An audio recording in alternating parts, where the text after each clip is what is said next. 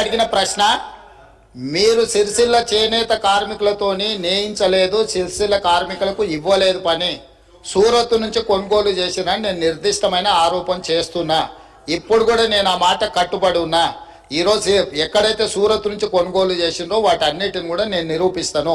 వారు సూరత్ నుంచి కొన్నరా లేదా సమాధానం చెప్పకుండా ఒక అధికారి పేరుని ఇక్కడ వారు, ఎందుకంటే అధికారుల పేర్లు ప్రస్తావిస్తే అధికారులు సభలోకి వచ్చి మాట్లాడలేరు అధ్యక్ష.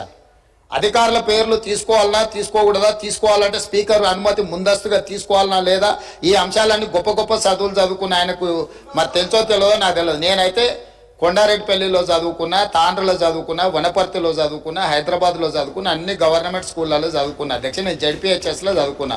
నేను గుంటూరు పోలేదు. నేనేమో జ్ఞానం కోసం పక్క రాష్ట్రాలకు పోయి చదువుకోలే. 16 జీవో అప్లై చేసిన, ముల్కీ రూల్స్ అప్లై చేసిన, ఏ రూల్ అప్లై చేసినా తెలంగాణ ప్రతి ఉద్యోగానికి నాకు అర్హత ఉంది అధ్యక్ష. గుంటూరులో చదువుకున్న వాళ్ళకి అర్హత ఉందో లేదో తమరే చెప్పండి అధ్యక్ష. స్పీకర్ సార్, నేను గుంటూరులో 11th 12th చదివినా, విజ్ఞానంలో చదివినా, రత్తయ్య గారి దానిలో చదివినా, అన్ని నేను దాస్తలేను కదా రేవంత్ రెడ్డి గారు. కానీ గుంటూరులో చదువుకుంటే అధ్యక్ష గవర్నమెంట్ ఉద్యోగానికి అప్లై చేయలేను. ప్రైవేట్ రంగంలో ఉద్యోగాలు సంపాదించుకున్నా. ప్రైవేట్ రంగంలో ఆ పాబంది ఏం లేదు.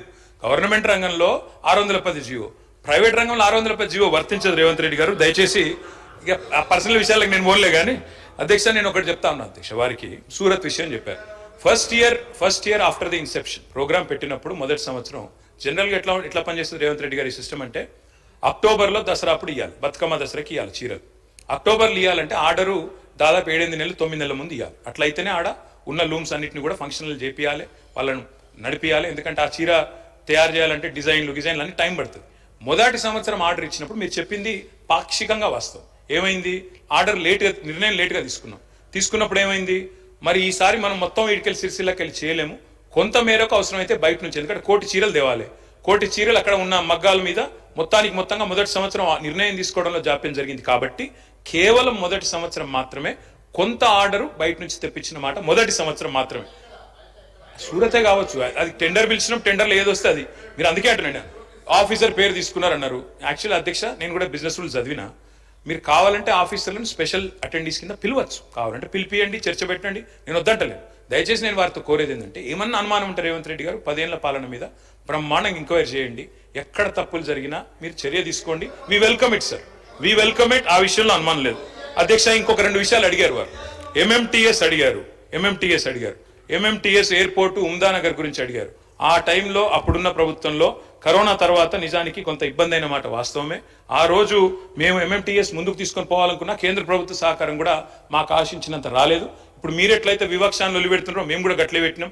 ఈ రోజు మీకు తత్వం బోధపడ్డది, మాకు అప్పుడే అర్థమైంది. కాబట్టి అది మా తప్పు కాదు. చివరిగా అధ్యక్ష నేను ఇంకొక 10 minutesలో ముగిస్తాను అధ్యక్ష. నేను ఇంకొక మాట అధ్యక్ష, నిన్న మొన్న నేను పవర్ డిమాండ్ కూడా చర్చ విన్నాను అధ్యక్ష. వారు ఏం చెప్పారు అధ్యక్ష, మినిస్టర్ గారు? మీకు అవకాశము 10 గంటల 7 నిమిషాలకు మీకు అవకాశం ఇచ్చిన. ఇప్పుడు 12:25 అవుతుంది. ఇంటర్వ్యూను ఒక అర్ధ గంట జరిగింది. 1 గంట 55 నిమిషాలు ఇప్పటిదాకా మీరు మాట్లాడింది. 1 గంట 55 నిమిషాలు మాట్లాడింది. ప్లీజ్ కన్క్లూడ్ చేయండి సార్.